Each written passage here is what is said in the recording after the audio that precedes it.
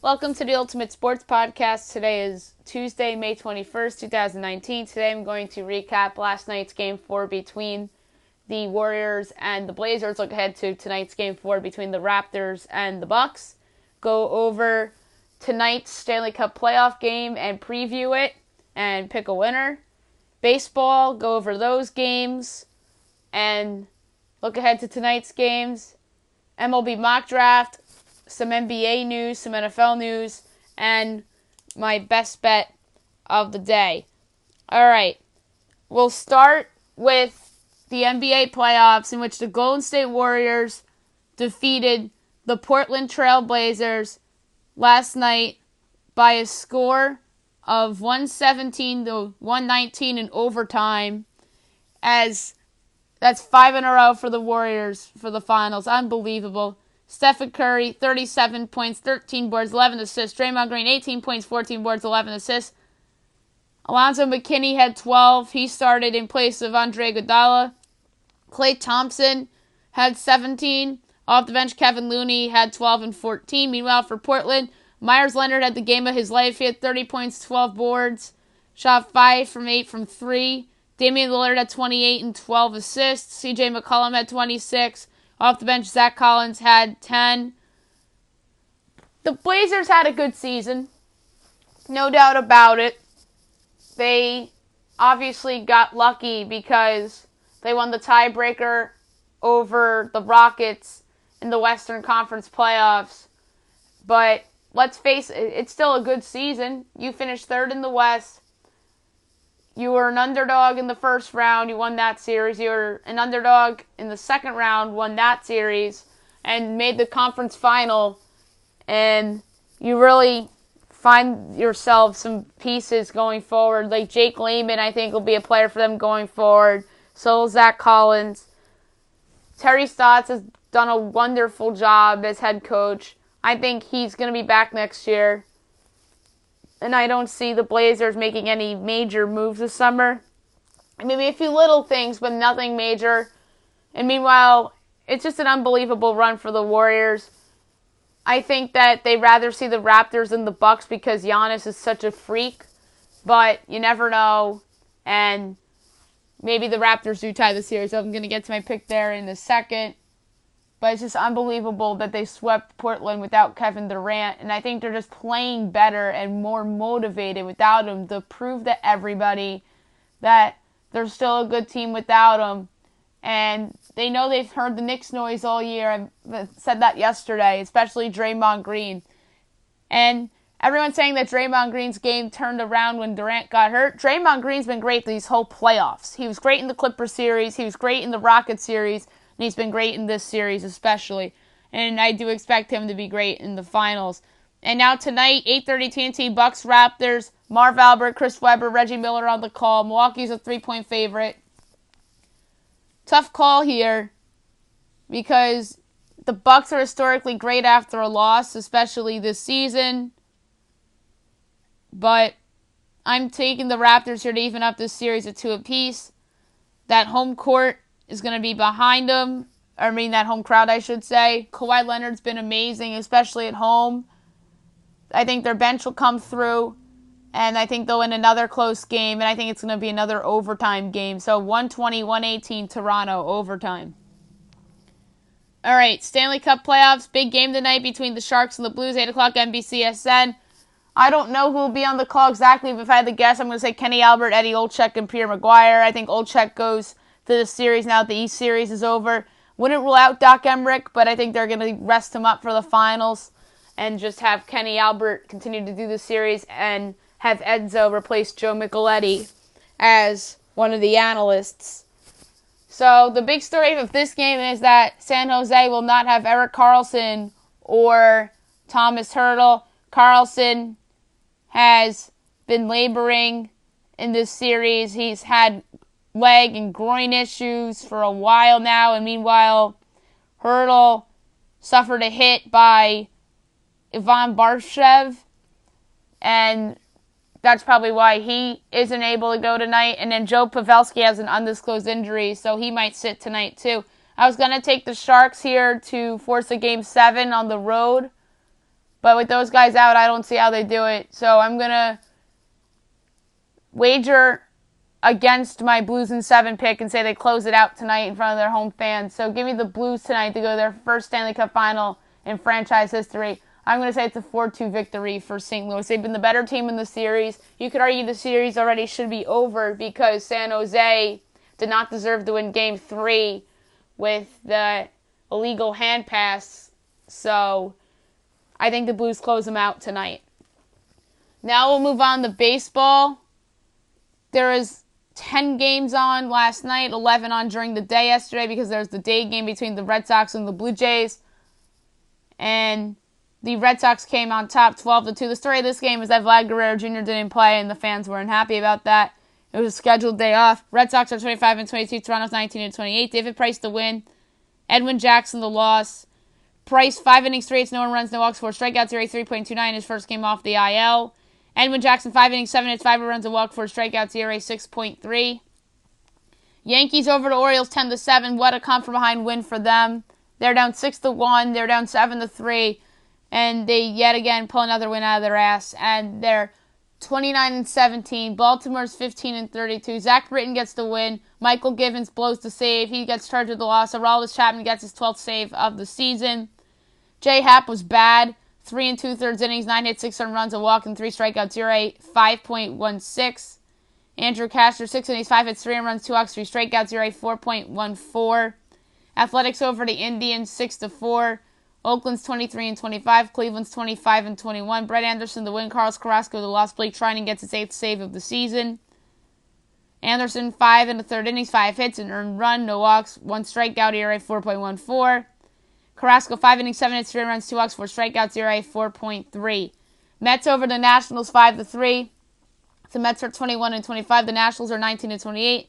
Drew Gagnon the win. Patrick Corbin the loss. Edwin Diaz gets his 11th save of the year.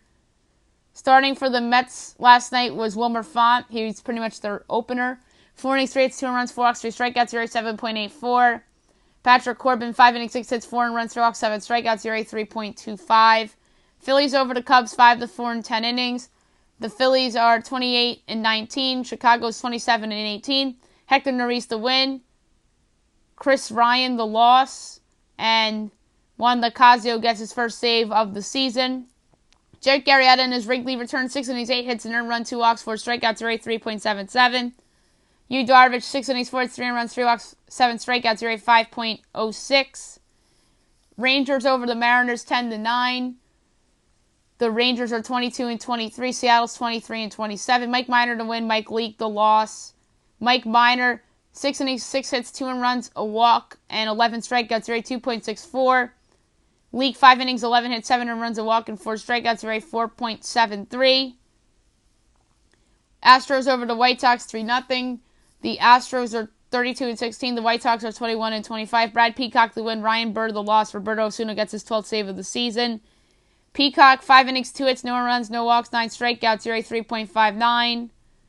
Ryan Bird 2 innings, 1 hit, no earned runs, a walk, and a strikeout. ERA 3.86. So they go with an opener in that game. Braves over the Giants 4-1. Atlanta is 26-22. San Francisco's 20-26. Mike Soroka the win. Andrew Suarez the loss. Sean Newcomb gets his first save of the season. Soroka 8 innings, 2 hits, an earned run, no walks, 7 strikeouts. ERA is sparkling 1.01. Andrew Suarez 6 innings, 4 hits, 3 earned runs, 4 walks, 5 strikeouts. ERA 4.50. Twins over the Angels 3-1. Minnesota is 31-16. LA 22-25. Taylor Rogers the win. Ty Buttery the loss. Blake Parker gets his 8th save of the season. Odorizzi 5 innings, 3 hits, no runs, 2 walks, 6 strikeouts. ERA 2.38. Taylor Cole was pretty much the opener. 1 inning, 2 hits, no runs, no walks, no strikeouts. ERA 4.32. Felix Pena 5 innings, 4 hits, an earned run, a walk, 3 strikeouts. ERA 3.3. And last but not least, the Padres over the Diamondbacks 2-1. The Pods are 24-24. The Diamondbacks are 25-23. Chris Paddock the win. Luke Weaver the loss. Kirby Yates gets his 18th save of the year. Paddock 5 innings, an earned run, 5 hits, 7 strikeouts, no walks. ERA 1.93. Luke Weaver 6 innings, 4 hits, 2 earned runs, no walks, 7 strikeouts. ERA 3.14. Tonight's games at 6 o'clock, you have the Indians hosting the Athletics, Chris Bassett and Trevor Bauer. 7 o'clock, ESPN, the Phillies at the Cubs, Zach Eflin and Jose Quintana. I'm going to take the Cubs here at home. I think they bounce back. Quintana's been solid this year. Zach Eflin had a horrible start in his last outing against the Brewers. And I think the Cubs are going to tattoo Eflin a little bit and get the win. Rockies Pirates, Herman Marquez and Chris Archer. Yankees Orioles, Domingo Germán and David Hess. Red Sox Blue Jays, Eduardo Rodriguez and Marcus Stroman. Dodgers Rays, Clayton Kershaw and Hunter Wood. Wood's the opener tonight. Marlins Tigers, Caleb Smith and Stephen Turnbull. Nationals Mets, Eric Feed and Zach Wheeler. Reds Brewers at 7:40. Sonny Gray and Gio Gonzalez. 8 o'clock Mariners Rangers. Tommy Malone making his season debut against Lance Lynn. White Sox Astros, Dylan Covey and Justin Verlander. Royals Cardinals postponed due to weather. 9:45 ESPN, Braves Giants. Julio Teheran and Sean Anderson. Teheran's actually been solid this year for Atlanta. And I think that they are obviously the better team. So give me the Braves on the road there. Twins Angels at 10 o'clock. Michael Pineda and Trevor Cahill. And Diamondbacks Padres, Zach Greinke and Matt Strahm. I'm going to go over some news items real quick. Ryan Saunders was named the permanent head coach of the Minnesota Timberwolves. Saunders, obviously his father passed away a few years ago, Flip, who coached the Timberwolves. So I think it's kind of appropriate for his son to be the full-time head coach here. He was okay, I thought, replacing Tom Thibodeau. I believe they were about 500 with him after the whole Jimmy Butler mess and whatnot. They have some young assets. They're going to have a lottery pick, obviously. Karl Anthony Towns is great, and I think that's good for Saunders, but I think has to prove himself a little bit. I think the Timberwolves, part of them did this because that they didn't see any great candidates out there. It's a big reason why Philly kept Mike Brown. So all the Timberwolves do is remove the interim tag from Ryan Saunders, and congratulations to him. The big story yesterday, though, in terms of NBA news, is that Magic Johnson appeared on First Take with Stephen A. Smith and Max Kellerman yesterday morning. I thought it was very, very, very enticing of an interview. He called out Rob Pelinka, and he was critical of Pelinka. He backstabbed him, and he said it wasn't having fun coming back to work anymore when he's got the work beside him, knowing that he wanted his position. And Magic also said, you know how many agents called me and said watch out for him? And that is a big reason why he resigned. And then Magic also said, if you're going to talk betrayal, it's only with Rob. And he literally took it to Rob Pelinka. As yesterday the Lakers introduced Frank Vogel as the new coach. And poor Frank Vogel, all the questions Pelinka got had to do with this Magic interview on First Take. And the fact that Vogel wasn't even their first choice. He was like their fourth choice behind Juwan Howard, Monty Williams, and then obviously Tyronn Lue, who everybody expected to get the job but didn't. But I've said this before on the podcast. I like Frank Vogel. He had a raw deal with Orlando and with Indiana, and I think he'll be fine with their young players. I think LeBron respects Vogel, and I think everything will actually be okay. NFL news, Reuben Foster of the Washington Redskins tore his ACL and is out for the season. That's a big loss for their defense. He was signed to help that unit, and now he's not even going to play because of the torn ACL. That's a big loss for that team. Now, if I'm Washington, go out and make a minor trade for somebody that's available or sign a competent free agent that's still available to help that unit to replace Foster. So it's a tough situation for Washington in that. Now I'm going to do my latest MLB mock draft. It's my second version of it. The draft is in 13 days from now. I'm not going to have a podcast on Memorial Day. So I'm doing my next mock draft next Tuesday, and I'll have another one on Friday next week, the 31st, and then I'm going to do one on the day of the draft on that podcast, which is June 3rd. So without further ado, here's my second mock draft. Number 1, Baltimore Orioles, Adley Rutschman, catcher, Oregon State. Rutschman is the heavy favorite to go first overall, according to many people in the industry. He would immediately become the Orioles catcher of the future, and he could get to the big leagues faster than a lot of folks think due to his switch-hitting ability, and he provides a lot of power. 2, Kansas City Royals, Bobby Witt Jr., shortstop, Colleyville Heritage High School, Texas. The Royals are a team that wants top-tier talent to build around in their farm system. Enter Witt, who is a 5-tool prospect that hits for a ton of power and projects to be a shortstop long-term, and he would immediately become the Royals' top prospect. 3, Chicago White Sox, Andrew Vaughn, first baseman, California. The White Sox have options with this choice. They decided to go with the highly touted first baseman in Vaughn. He's arguably the best all-around hitter in this draft, and he'd be a fine long-term replacement for Jose Abreu if they choose to move on from him. 4, Miami Marlins, J.J. Bleday, outfielder, Vanderbilt. The Marlins are a team that lacks college position players in their system.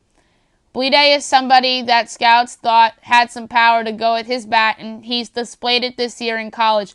The front office apparently loves Bleday, although shortstop C.J. Abrams can't be ruled out with this pick. 5, Detroit Tigers, Riley Green, outfielder, Haggerty High School, Florida.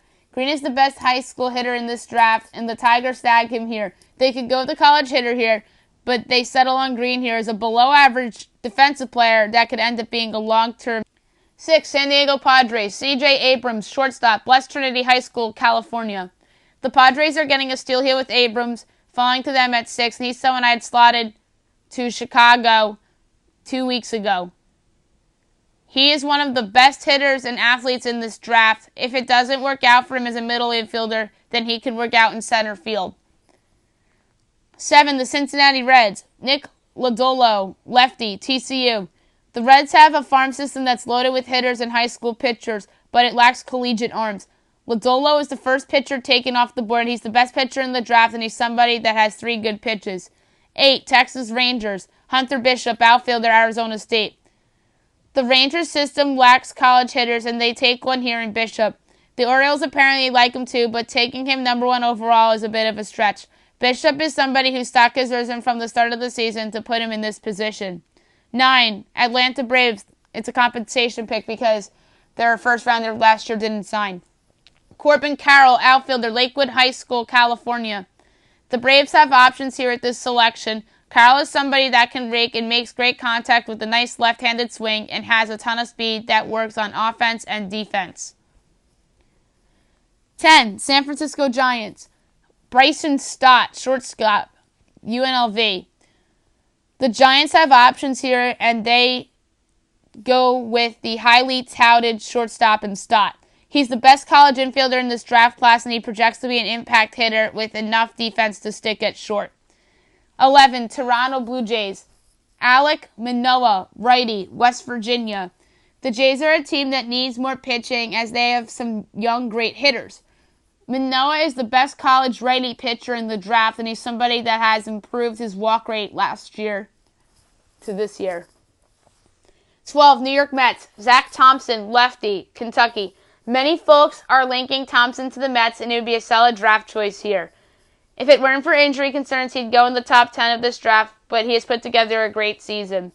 13, Minnesota Twins, Jackson Rutledge, righty, San Jacinto, Texas. The Twins will almost likely take one of the highly touted college arms if one of them falls to them, but here I have them taking Rutledge. He's shown high velocity and is an analytics darling, and that's something that the Twins would like. 14, Philadelphia Phillies, Josh Jung, third baseman, Texas Tech. Jung is somebody that was thought out to be a top 10 or even top 5 pick prior to the season. He's having a down season, but is still producing solid numbers, and he's worth a first-round choice due to his past success.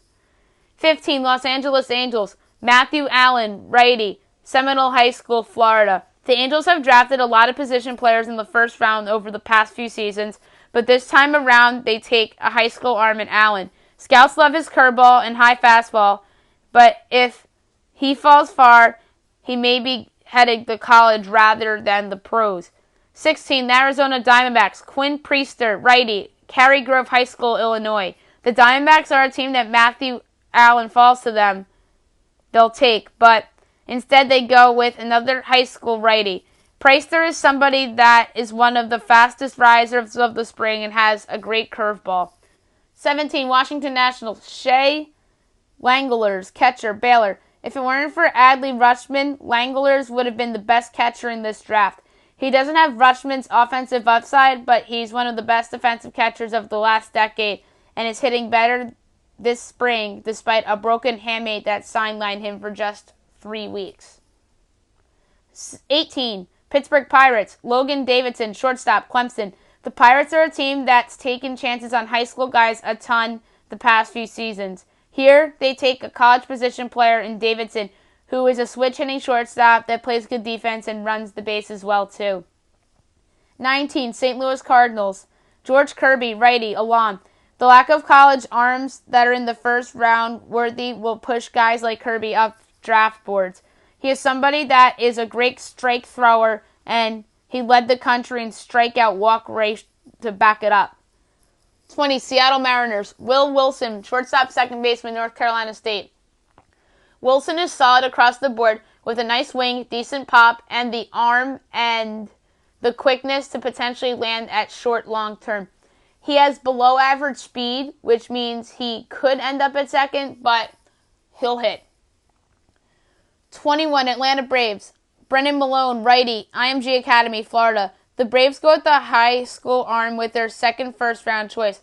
Malone is somebody that displays 4 good pitches, and I wouldn't rule out him going 9th to the Braves or between 10 and 15. 22, Tampa Bay Rays. Michael Busch, first baseman, outfielder, North Carolina. Busch is somebody that is very polished and mature as a hitter, but he doesn't have a clear position. He hits for a ton of power. Many folks think he's a first baseman long term.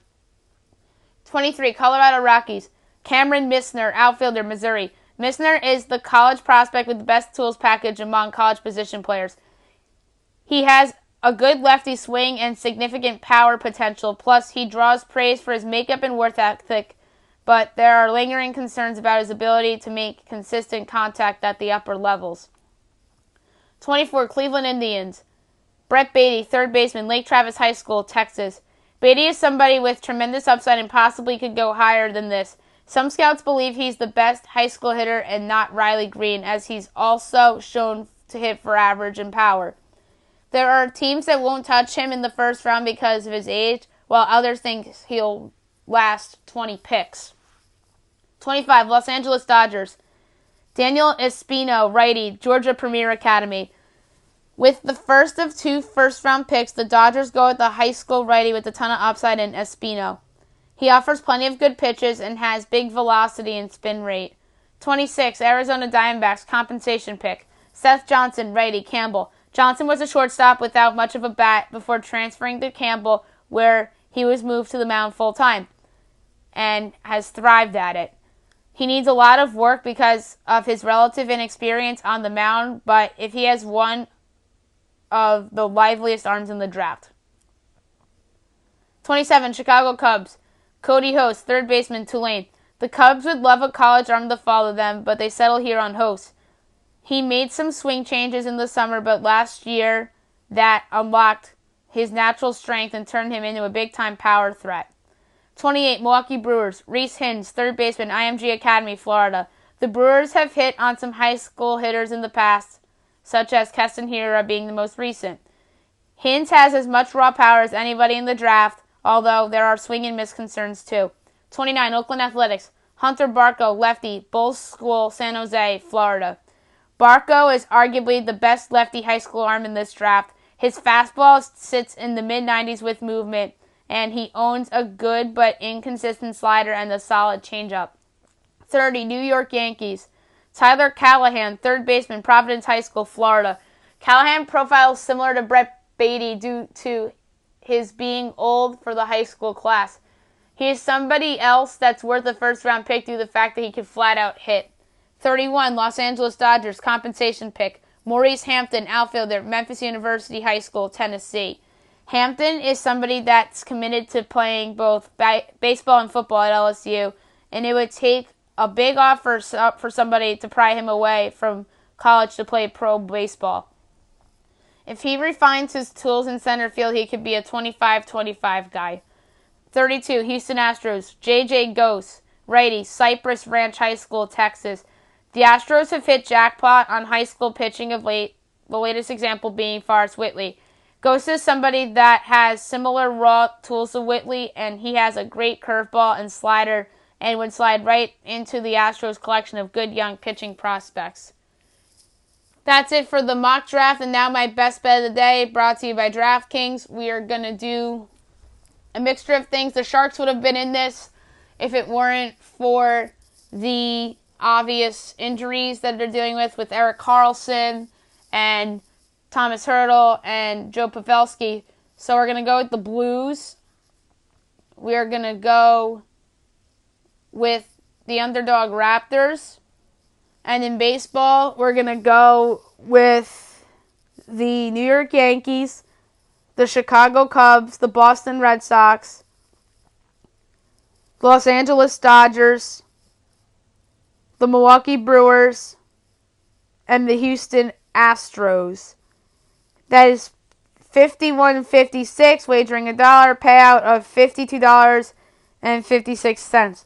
That's it for the podcast today. I'll be back tomorrow recapping the Game 4 between the Raptors and the Bucks and Game 6 of the Western Final in hockey between the Blues and the Sharks. Look ahead a little bit to the finals in each sports, assuming that the Blues win tonight.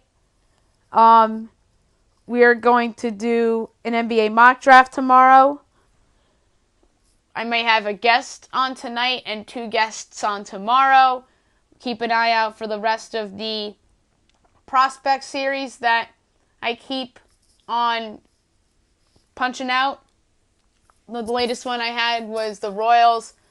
Tonight I'll probably get the Angels and the Dodgers done, and maybe even the Marlins.